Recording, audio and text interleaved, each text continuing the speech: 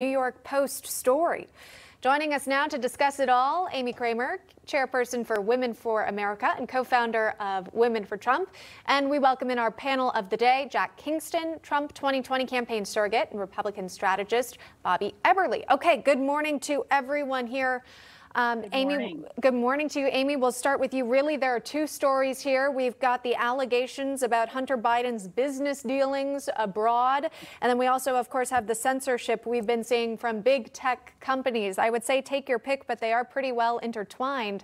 Amy, but first, we can start with those emails again. This new reporting from the New York Post. Your thoughts on that? Well, I think we've only seen the tip of the iceberg. That's what everybody's saying. But, I have to say the censorship from Twitter and Facebook on this blew the story up way bigger than I think it would have been. And I also think it's very telling that they've tried to suppress the story. That makes you think that it really must be true, because their narrative doesn't add up, that it's fake news, that sort of thing. But they go and let the stuff about President Trump's tax records go that were obtained illegally go all over Twitter, all over social media. But then they try to shut this down. It's very telling. And, it's all coming out. And I honestly believe that this should disqualify Joe Biden from ever holding public office again. Obviously, he did it. Hunter Biden, he was not paid because of his qualifications. He was paid for access. And that's the bottom line. And the American people, I don't think will like that at all. I want to just read out this tweet from Josh Hawley just coming out 2 minutes ago, the Missouri senator, saying he's pleased to announce the full Judiciary Committee will vote on a subpoena to Twitter and Jack on Tuesday. And that should also include Facebook.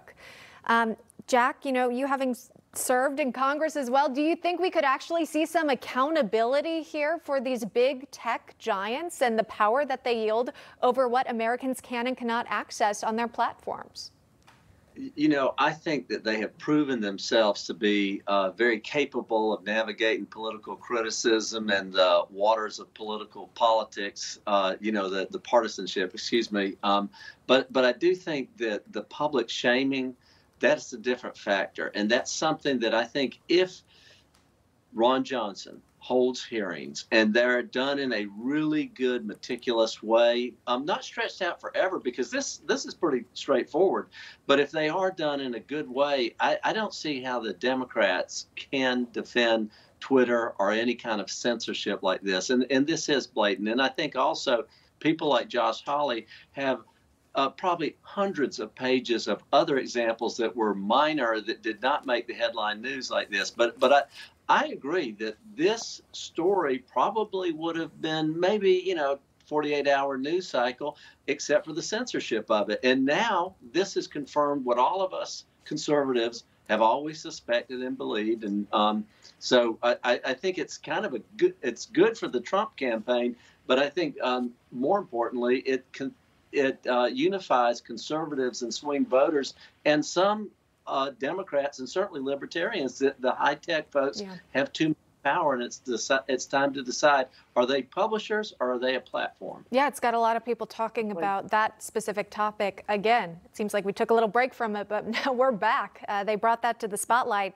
Speaking of spotlight, Bobby, only a handful of media outlets really reported on the initial story of the New York Post. If you were watching mainstream channels, you might not have even heard about these allegations regarding Hunter Biden and his business dealings.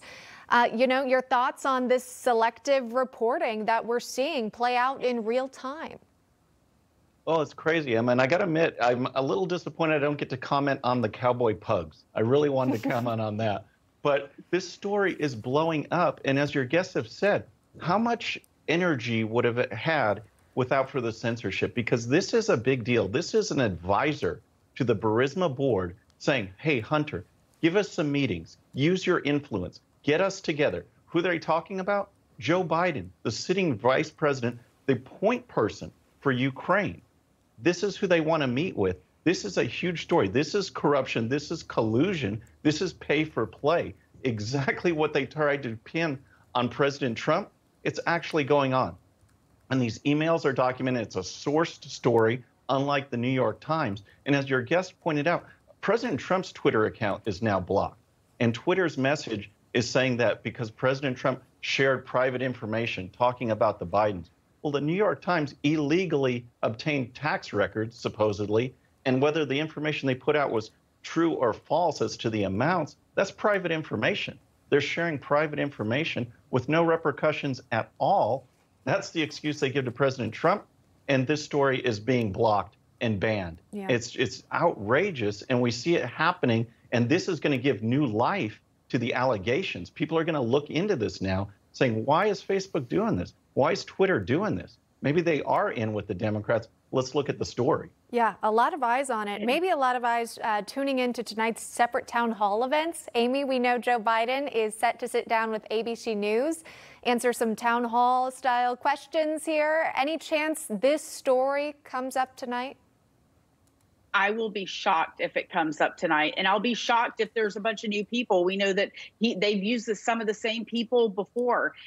Look, I want to say one thing. The Democrats don't have anything but projection.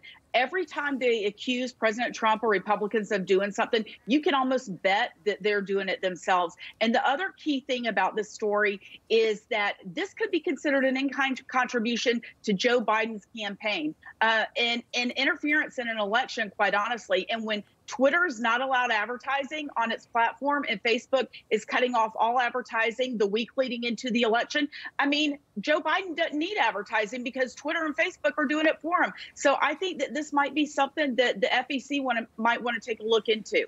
Florida Congressman Matt Gaetz tweeting out that this is an example of domestic election interference.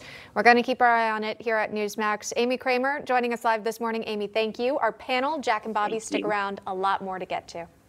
All right, and Emma brought you this earlier. It is breaking news. Several senators now calling on social media